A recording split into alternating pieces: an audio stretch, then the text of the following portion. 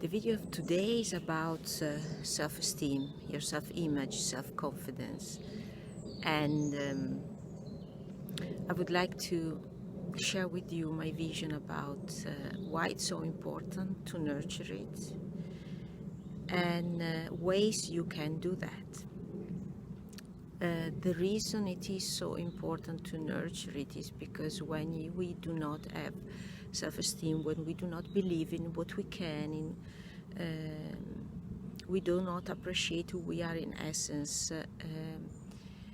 What happens in reality around us is that we do not use our talents. We do not believe we can contribute with our talents, and so we basically deprive ourselves of the happiness that we can experience when we expand in the use of our talents, and we deprive also the environment, society around us, of our contribution on how we can possibly contribute with our talents. And I'm talking here talents in a really wide way, things we can do with our hands and soft skills we can use to on a more interpersonal level.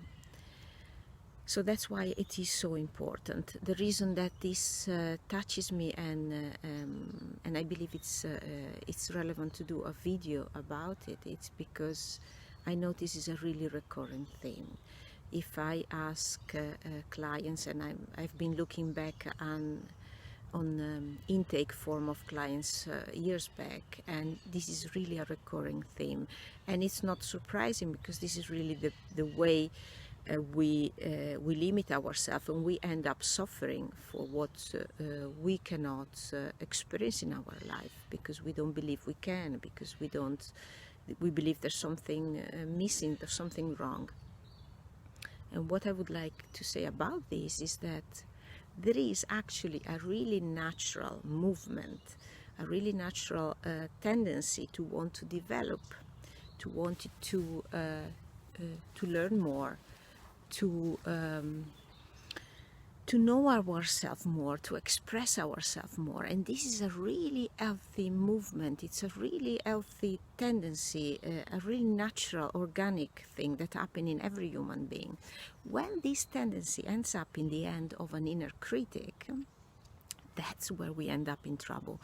That's where our wanting to develop, to grow, to learn new things becomes an excuse for the inner critic to tell us that we are not that good, that we'll never manage, that if we haven't managed until now, we'll never manage in the future. And without going into details, the inner critic doesn't mean to put us down. It actually means to protect us from disappointment. However, it doesn't work somehow.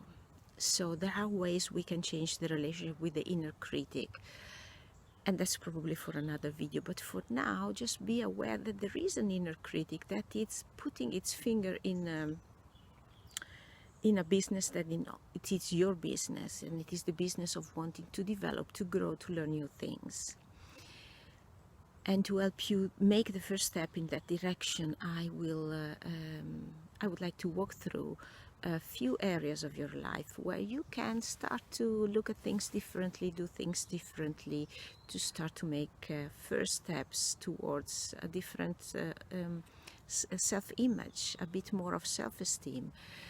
Challenge a bit the way you have done it until now. The first area is the physical world, the material world, and is the reality. So you may think, you may have these ideas about yourself that you're not that good. Let's test it. Let's see what are the results. Let's see what you have actually achieved in life.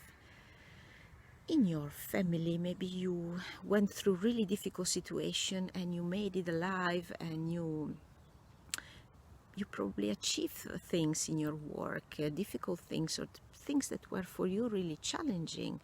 Maybe you went back to study later in life. There's a number of things. Look with an open mind and with a willingness to find results, to find achievements, to find things you can be proud of. And remind yourself that you are actually really good at a lot of things. And then on an emotional level, we really often depends on positive feedback from others, on compliments from others. And that's okay. But when a compliment of someone else managed to make you feel better about yourself, it means that feeling, that ability to feel that good about yourself is in you. It doesn't work with everybody. There's people that really, even covered with compliments, cannot really get to that place in themselves where they say, yes. So if you can, cherish that and know that if the trigger of someone else's compliment can take you there, that you can also use the memory of that compliment to go back there on your own. Or maybe there are situations where you realize, wow, I've done it, and that made you feel really good. Use that memory as well to go emotionally in that place and stay in that place as long as possible, because that's a place where you shine, where you get probably really good ideas, where you're really pleasant to be around. So spend as much time as you can in that emotional place where you feel good about yourself. On an intellectual level, it's also really good to think positive things about ourselves, and the way we feed our thoughts can be really important. So what we listen, what we believe, what we read, the kind of conversation we have, do we always look for constructive feedback to do even better, or we can indulge in thoughts, conversation, reading, where we feel good about ourselves, where we realize how good it's going and how shiny the future is probably gonna be, because we are already doing so well. So look at how you are feeding your thoughts and consider adjustments towards more positive food for your thoughts. Something else that it's really important, it's your behavior. I don't love 100% the expression fake it until you make it, but I do believe that taking risks and stepping out of your comfort zone can help you gain self-confidence. Let's say, for instance, that you're not really comfortable presenting in front of people, and that you would like to actually, because you think it's cool, it is surely quite the more confident you are, the more you enjoy speaking in front of people, and that you want to explore that, and that you experiment, find little ways, accept little challenges to do that, and do that to afterwards looking at everything that went really well. First of all, daring. The first time I tried to speak in front of a group was a group of really known people. I didn't manage to make it through the door. So if you do manage to do this little first speech, just compliment yourself for having taken the risk.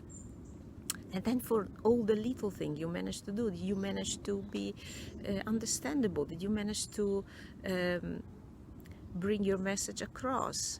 Yes, you were maybe insecure. Yes, you may have done a number of little things that can be criticized, but there's, look at the positive. Take the not so perfect parts as a development, as a possible points that you can work on for the future, but by all means, first of all, compliment yourself and be happy with what you achieved, and enjoy the guts you had to do it. Find your own thing and take little risks, and enjoying doing it, and enjoying discovering how much more you can than you think. On a social level, the same way we can get really energized by positive contact with others, by compliments, by positive collaboration, we can also step in our power, so in our realizing how much when you step in your power, you are confident, and you can do that by becoming the one giving positive feedback, so becoming the one paying compliments to others, noticing things other people do so well, even little things, thanking people.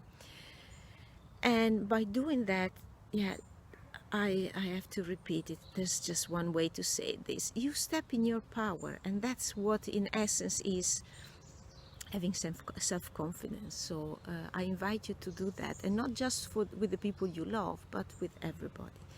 Last is the spiritual realm, where you can just meditate 5 minutes a day, turn your attention towards yourself, and feel yourself with compassion, with love. This activity will feed your ability, will expand your ability to do all the other things I've talked about until now. It's a really deep, invisible, but so deep activity that you can do to feed yourself. And just 5 minutes of attention for yourself, of compassion for everything that you may experience in the contact with yourself. And by doing all these, you just nurture step by step your ability to have a great image of yourself, to smile and be really compassionate and indulgent for all the little things that are not perfect yet. It's completely okay. But I can assure you 100% that you are judging yourself much more than you need to, that your vision of yourself is probably much more negative that it needs to be. So shine, rise and shine, and enjoy, and see what happens around you, how different you feel, and how much more you can contribute around you when you do that. As I always say, try this. Don't just believe what I say. Just try it again. And if you like what happens, come back for more.